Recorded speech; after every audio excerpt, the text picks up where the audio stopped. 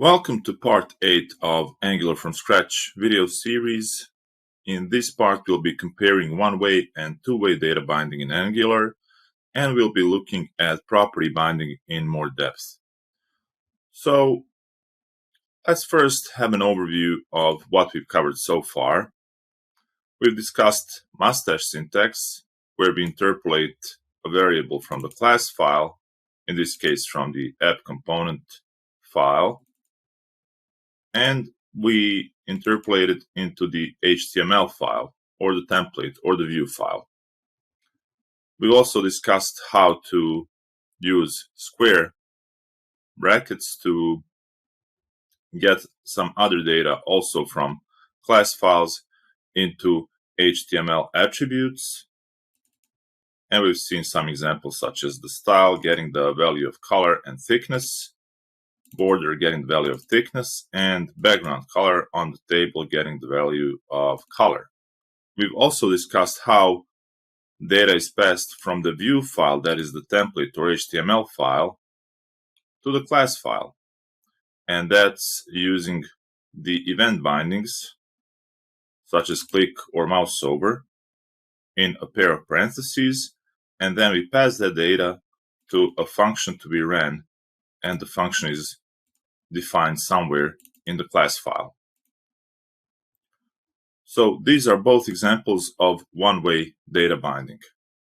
The mustache and property binding, mustache syntax and property binding are examples of one-way data flow from the class to the view, and the click and mouse over are examples of one-way data flow from the view to the class. However, we can have two-way data binding, where we basically combine the property binding and the event binding. And this syntax is sometimes referred to as banana in a box syntax. So we have the target surrounded in a pair of parentheses and of square brackets, and then we've got the expression. And basically, this banana in a box syntax can be, so to say, expanded into something that looks like this. So actually, it's just a combination of property binding and event binding. Let's also talk about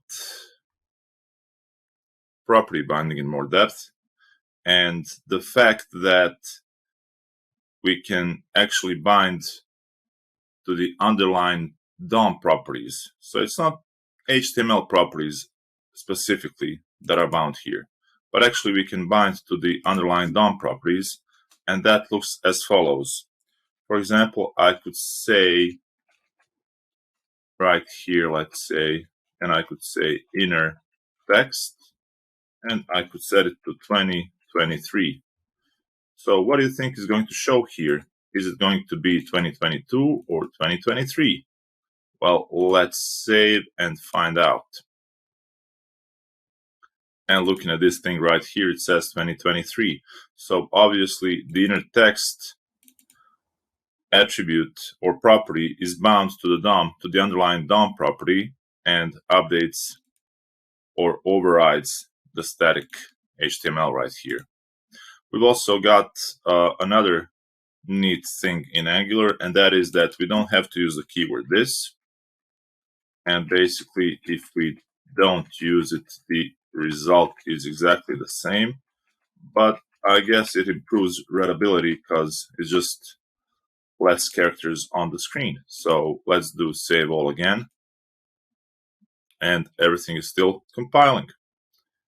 And finally, to really drive the point home that it is the underlying DOM properties that are bound using the square brackets, we can do something like this. So let's say tr style.background, and then we'll set it equal to color2.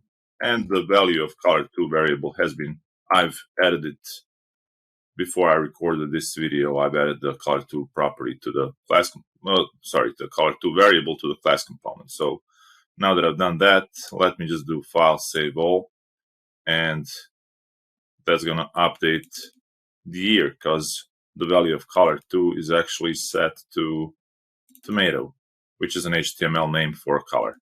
All right, so even when I click Get Random Values, this first table row, since I'm basically hard coding the value into the DOM, will not be changing.